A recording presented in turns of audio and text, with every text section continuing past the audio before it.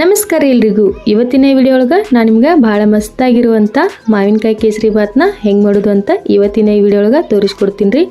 ಅಲ್ಲಿವರೆಗೂ ನೀವಿನ್ನೂ ನಮ್ಮ ಅಮ್ಮನ ಅಡುಗೆ ಮನೆ ಚಾನಲ್ಗೆ ಸಬ್ಸ್ಕ್ರೈಬ್ ಆಗಿಲ್ಲ ಅಂದ್ರೆ ಲಘು ಸಬ್ಸ್ಕ್ರೈಬ್ ಆಗಿರಿ.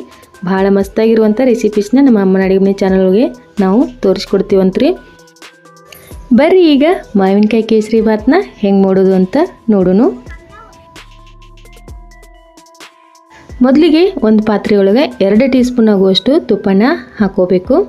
ತುಪ್ಪ ಬಿಸಿ ಆದಮೇಲೆ ಅದರೊಳಗೆ ಡ್ರೈ ಫ್ರೂಟ್ಸ್ನ ಹಾಕ್ಕೊಂಡು ಹುರ್ಕೋಬೇಕು.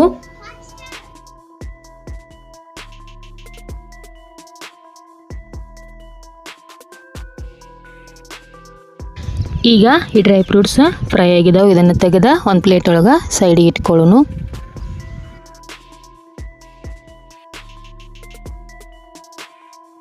ಮತ್ತು ಅದೇ ತುಪ್ಪದೊಳಗೆ ಸ್ವಲ್ಪ ಮೊನಕನ್ನು ಹಾಕ್ಕೊಂಡು ಫ್ರೈ ಮಾಡ್ಕೊಳ್ಳೋಣ.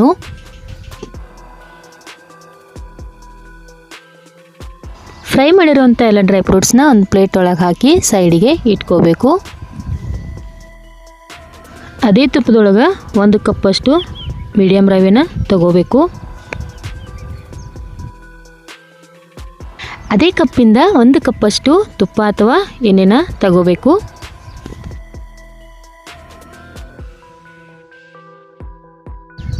ಈಗ ರವೆ ಕಲರ್ ಚೇಂಜ್ ಆಗೋವರೆಗೂ ನಾವು ಅದನ್ನು ಹುರ್ಕೋಬೇಕು.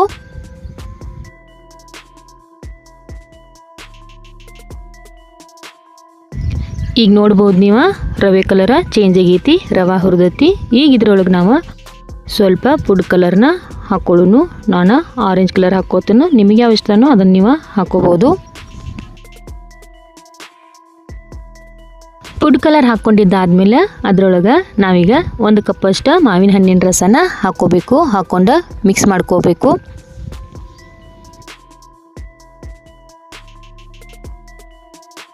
ಮಾವಿನ ಹಣ್ಣಿನ ರಸನ ರವೆ ಒಳಗೆ ಮಿಕ್ಸ್ ಮಾಡ್ಕೊಂಡಿದ್ದಾದ್ಮೇಲೆ ನಾವೀಗ ರವೆ ತೊಗೊಂಡಿದ್ದ ಕಪ್ಪಿಂದನ 1.5 ಕಪ್ಪಷ್ಟು ಸಕ್ಕರೆನ ಹಾಕೋಬೇಕು.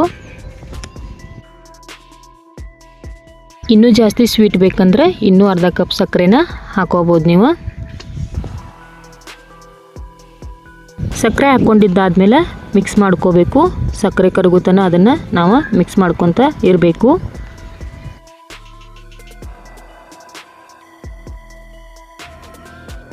ಈಗ ನೋಡ್ಬೋದು ನೀವು ಸಕ್ಕರೆ ಕರಗೈತಿ. ಇದರೊಳಗೆ ಈಗ ನಾವು ಏಲಕ್ಕಿ ಪುಡಿನ ಹಾಕ್ಕೋಬೇಕು.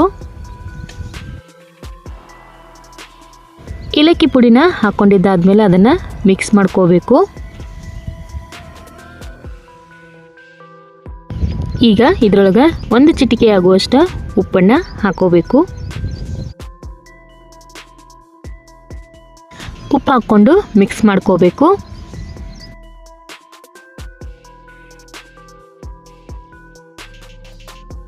ಒಂದು ಕಪ್ ರವೆಗೆ 1.5 ಗ್ಲಾಸಷ್ಟು ನೀರನ್ನು ಹಾಕಬೇಕು. ಬಿಸಿ ನೀರು ಕೂಡ ಹಾಕೋಬೋದು, ಇಲ್ಲ ತಣ್ಣೀರು ಕೂಡ ಹಾಕೋಬೋದು.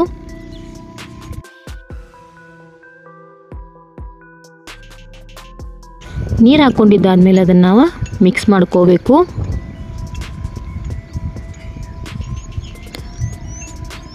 ರವೆ ಗಂಟಾಗದೇ ಇರೋ ಥರ ಅದನ್ನು ನಾವು ಮಿಕ್ಸ್ ಮಾಡ್ಕೊತ ಇರಬೇಕು.